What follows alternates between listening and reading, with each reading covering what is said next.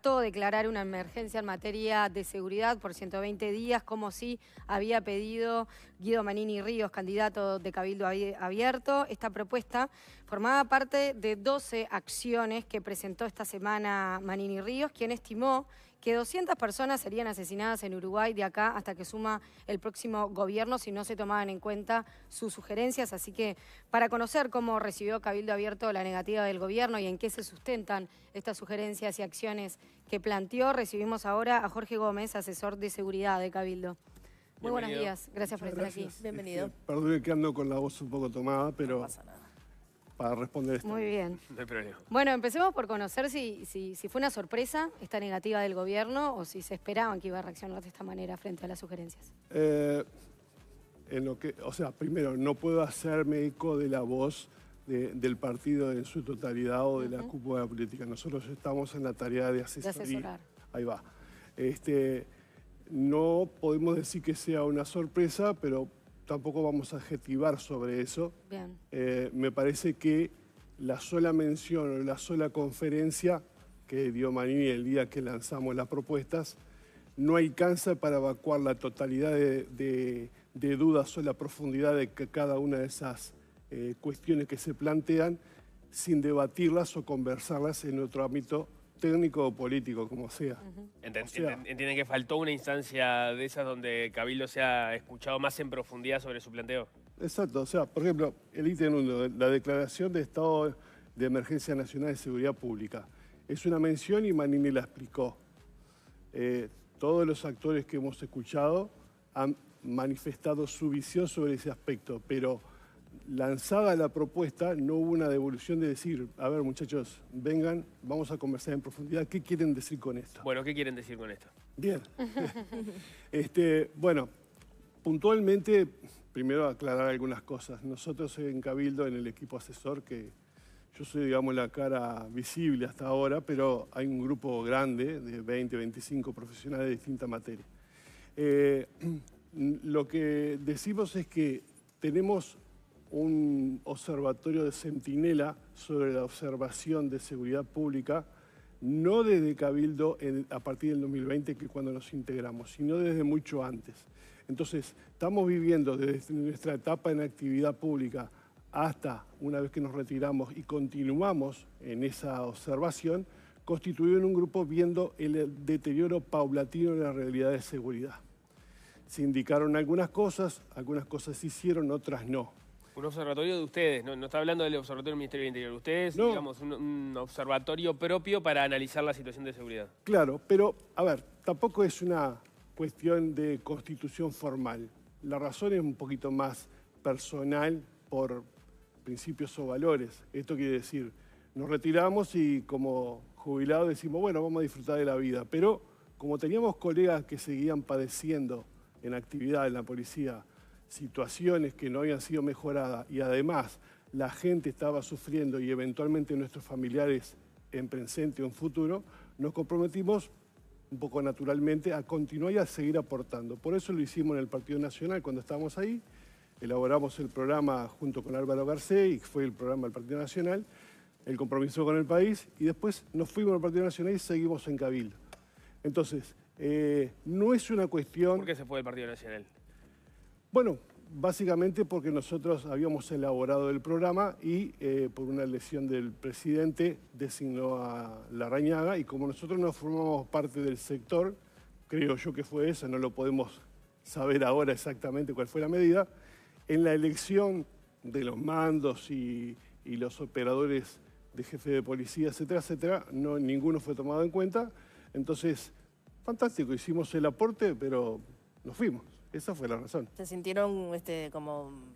no les prestaron atención? No, ¿sabes lo que pasa? Que desde que estábamos antes de estar en el Partido Nacional, siempre nos fijamos como que el objetivo era trabajar por el bienestar de nuestra gente y profesionalmente. Estemos en un partido o en otro, no digo que sea indistinto, pero lo principal, el objetivo está por fuera de la actividad partidaria propiamente dicho. Queremos colaborar. Ahora estamos en Cabildo y comparativamente somos un poquito más respetados, escuchados en ese sentido.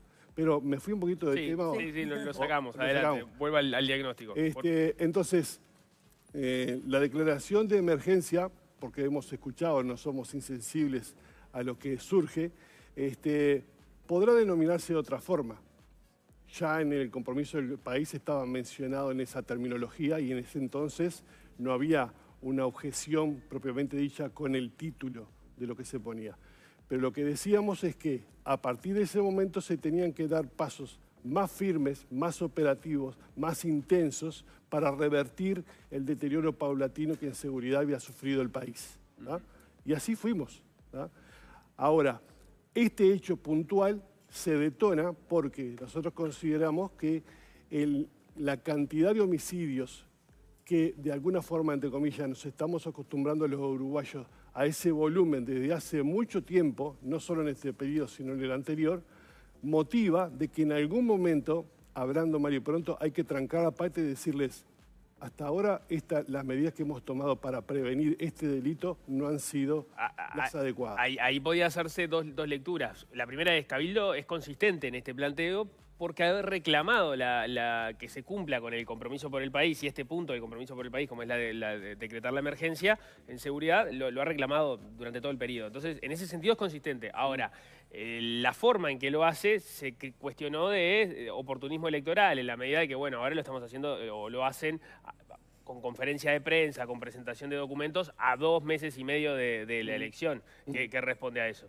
Bueno, yo las interpretaciones políticas en general prefiero no ingresar. Bueno, pero hubo algo distinto desde el punto de vista de la seguridad en estos últimos 2 meses, porque usted dice, no nos podemos acostumbrar a la cantidad de homicidios que tenemos, pero el pico fue en 2018, no es ahora, y de hecho, si se mira, este semestre está casi que igual, un poquito más abajo de lo que venían los datos de los años anteriores.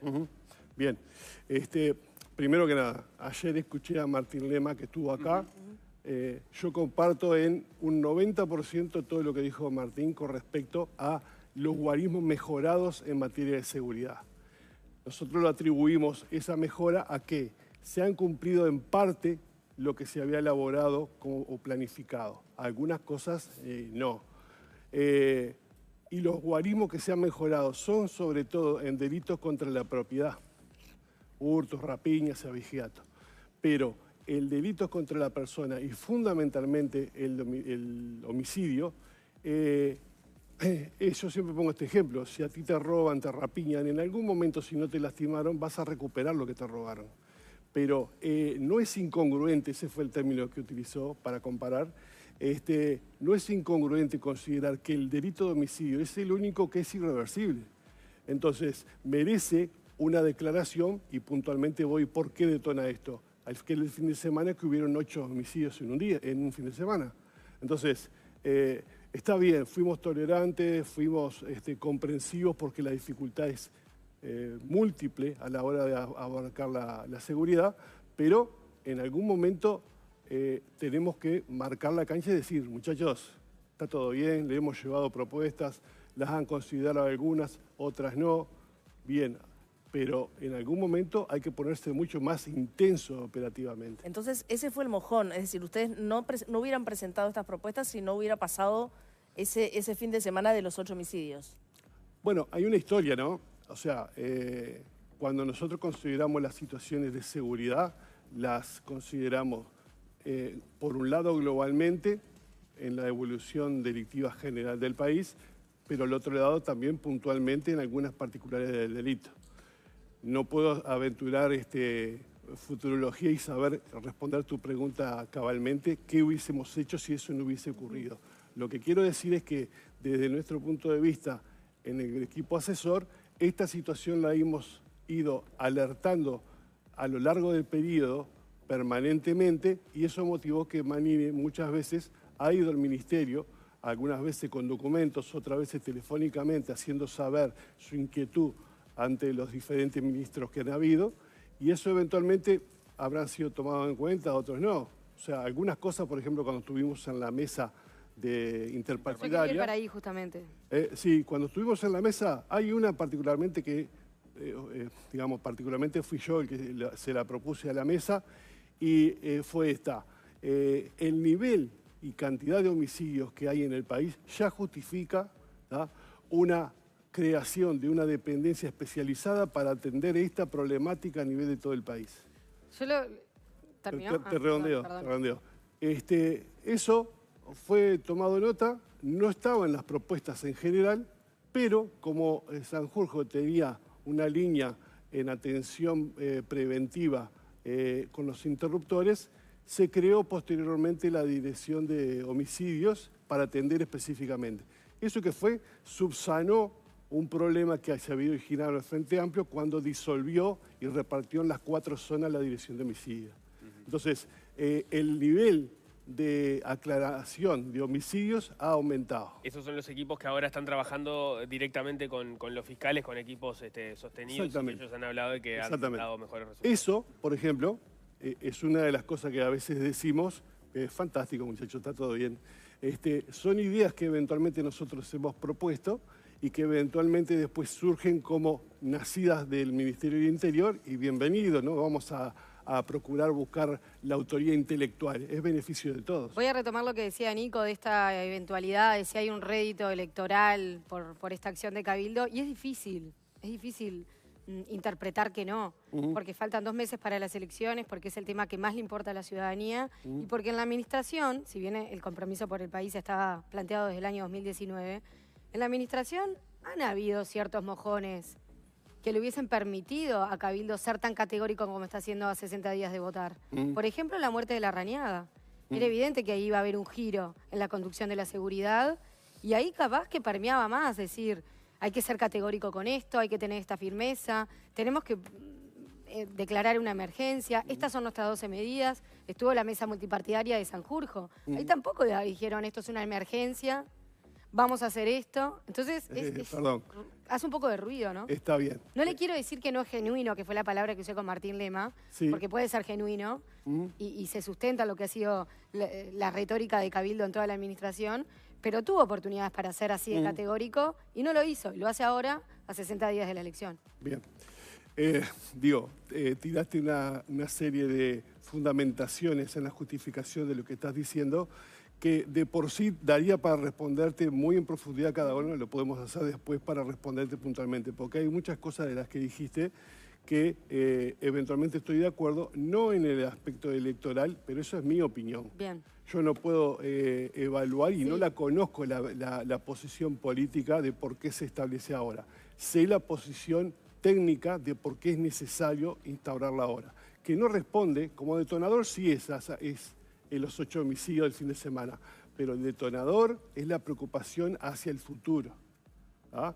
O sea, hay una cuestión de cantidad de homicidios proveniente de dónde provienen, ¿ah?, que genera una actividad creciente en las bandas, la rivalidad entre bandas criminales de narcotráfico, básicamente, pero no solamente por narcotráfico, en el territorio, tanto por rivalidad entre bandas, con diferentes motivaciones, cobro de cuentas, sembrar el terror barrial para dominar desde ese punto de vista la situación. Entonces, vamos a dar por hecho, porque ustedes son periodistas que no son solamente informadores, sino que forman opinión pública a través de sus opiniones, ¿verdad? Bien, yo respeto absolutamente todas las ponencias, pero sea o no electoral la situación, ¿el problema va a persistir? ¿Ustedes qué opinan? ¿Hay las medidas adecuadas para frenar la situación hasta ahora? El reclamo no se vuelve ilegítimo por intentar conseguir un rédito electoral. Ahora, es una observación a distinguir. Está perfecto. Es tu opinión, exactamente, no es la mía en este sentido. No digo que sea, yo planto la eventualidad. Pero ¿por qué no lo es? Porque yo tengo un sesgo técnico en analizar las cosas alejado de lo que opine políticamente. Pero todo este terror de barrio que usted recién describía, ¿para usted no existía hace 2 años atrás? ¿Un año atrás? Bueno, es muy paulatino esto y no existía en este nivel. Okay. ¿Cuál es la variedad de esto? Que lo hemos visto en el tema de Maracaná, en el tema de acá. Es que eventualmente la rivalidad de bandas estaba radicada en eventualmente eliminar a algún integrante de la competencia o por distintas razones. Pero ahora el nivel se incrementó porque utilizan ráfagas y no les importa el homicidio múltiple de quien sea. Entonces, esa distinción es muy importante frenarla ahora. Bien. ¿Ah? O sea, ¿por qué te digo esto? Porque la situación la hemos visto en países de la región donde el crimen transnacional, organizado transnacional está mucho más desarrollado. Si van a Rosario, si van a Río de Janeiro, si van a San Pablo, a Pedro Juan Caballero, y buscan en la información de prensa, van a ver de que ellos numeran la cantidad de crímenes múltiples. Y allí van a encontrar de que no son 3 o 4, son homicidios múltiples de 5 o 6 personas y no distinguen si van a matar solamente el cabecilla. ¿Ah? Entonces, también cuestiono cuál es el nivel de campo de influencia de tiro que van a ejecutar. Les importa 3 pepinos si matan a un inocente. Es un daño colateral que no lo consideran, ¿entendés? Sí. Entonces, ese escenario es una cosa muy importante para nosotros y queremos que lo vio Cabildo, porque estamos acá, pero no necesariamente tenía la obligación de verlo. Pero nosotros queremos que esa situación sea avisorada por todos los componentes de la sociedad, no solo los partidos políticos. Ahí quería Si tú preguntarle. interpretás de que esto tiene un tinte electoral. No lo interpreto, se lo cuestiono. Usted me responderá. ¿Qué piensa Bueno, usted? o sea, si lo interpretás, se supone que el cuestionamiento surge de tu interpretación. Entonces, bueno, no sé qué término podré Sí, utilizar. está bien, adelante. Pero lo concreto No es es que, importante. si es tu opinión, ¿está bien? Si es tu opinión, es totalmente respetable y entiendo que en esta situación sea así. Pero hay elementos, no digo totalmente novedosos, pero nuevos que incorporan y aumentan la gravedad para tomar medidas. Ahora. Lo que quería consultarles, seguramente ustedes ya sabían que el gobierno no iba a tomar en cuenta esta... ¿Cómo vamos a saber eso? Bueno, porque de hecho no se había tomado la decisión hasta ahora. Porque ahí sí, desde el punto de vista electoral, era Claro. muy raro que el gobierno asuma que ahora están en emergencia nacional y la decrete y no la decrete cuando llegó. Correcto. Quiero terminar Sí, perdón, por favor. no hay problema. El razonamiento. Si el gobierno, en el compromiso para el país, esto estaba. No se tomó esta medida hasta ahora que está terminando el gobierno. Era bastante previsible que no se tomara ahora, porque tomarla ahora, si el gobierno tomara esta decisión ahora y declarara la emergencia en seguridad, sería reconocer un fracaso en las políticas de seguridad, que no es lo que está haciendo el gobierno, sino todo lo contrario. El gobierno está diciendo en seguridad no fue bien, en lo que no fue mal fue en homicidios, pero en seguridad no fue bien. Era bastante esperable que el gobierno no tomara esta decisión, o sea, reconocería el fracaso. Es tu interpretación. La acepto y yo también la veo desde ese punto de vista eventualmente. Comparte. No es que la comparta, veo esa visión posible. Ahora, primero una aclaración.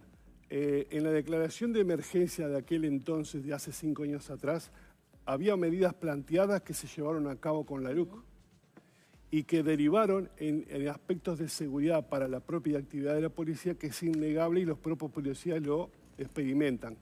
Que obviamente cuando las cosas se previenen no se pueden eventualmente medir en profundidad, pero la seguridad jurídica de los procedimientos aumentó a partir de ese momento y nosotros valoramos positivamente esa situación. Ahora, hay que tener una visión de cada escenario y reactualizarlo. Por eso es que las medidas que Manini llevó en su momento, algunas estaban implícitas a lo largo de todo el periodo, pero otras eran innovadoras o nuevas, dado el escenario que se estaba planteando cada vez que la llevó. Entonces, estas medidas que están acá, entiendo tu opinión y puede ser generalizada en muchos aspectos, pero la pregunta es, si queremos hacer operativos intensivos para restablecer el área de seguridad metropolitana, ¿están en desacuerdo? No somos nosotros los que tenemos Bueno, que estar de acuerdo o en Pero no, desacuerdo. te hago la pregunta retórica al sistema político Sí, y sí, al sistema. entiendo. ¿Están en desacuerdo con esta medida? Vamos a suponer que están en desacuerdo con la declaración de emergencia. Saquemos el título, pongámosle otro nombre. Y lo que pasa es que el título es importante en este caso, ¿no? Pero tan importante como las medidas Lo que concretas. usted dice, Declarar lo la que usted dice es, bueno, emergencia. si no quieren declarar la emergencia, dejemos afuera la emergencia, vayan a las otras 11, que son más concretas y no tienen la connotación simbólica que puede tener reconocer o no la emergencia. Eso es lo que dice. Medidas operativas intensivas para asegurar la prevención de homicidios en el territorio metropolitano. ¿Te gusta esa? No, a mí, ahí voy a lo de Pablo, no nos Bueno, corresponde. pero cambiemos el título. Si la polémica Gómez. es declarar la emergencia y tú decís que ese título motiva el cuestionamiento de por qué lo hacemos ahora y no Pero no antes. es ingenuo el título. ¿Es qué? Declarar la emergencia nacional de seguridad es un título que está pensado justamente porque es muy fuerte. O sea, no es, bueno, lo sacamos. Vos ¿no? respondeme lo siguiente. Ahora me pongo en periodista que no soy, pero la pregunta es la siguiente. ¿Vos considerás que la situación de seguridad del país es la adecuada para nuestra población? Por supuesto que no, pero no importa lo que yo piense.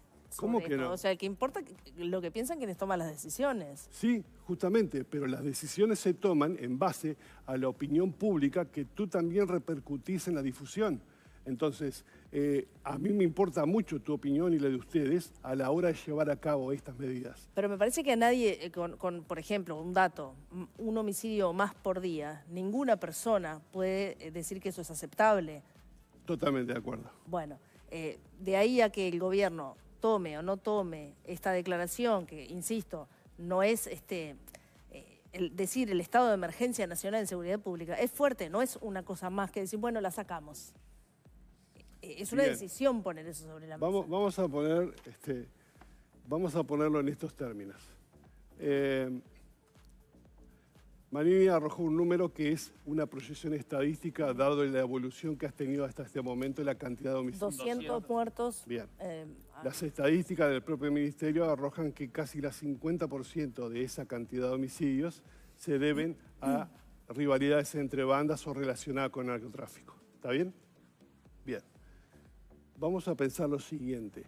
La situación de esas familias que ahora nos están mirando vivos, porque nos están mirando vivos, eventualmente pueden estar pensando, estos muchachos se están peleando por una cuestión de declaración y electoralismo, perfilismo, etcétera, etcétera, y no están considerando que eventualmente puede ser un daño colateral en los próximos 6 meses.